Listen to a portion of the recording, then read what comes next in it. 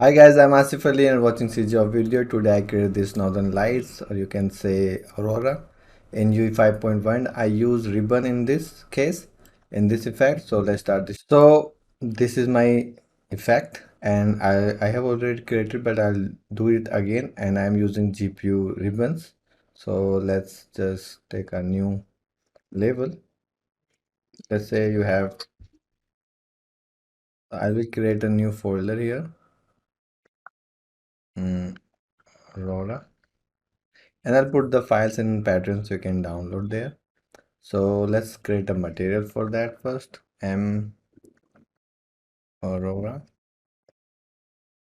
And I'll put my both files, original file and this file both.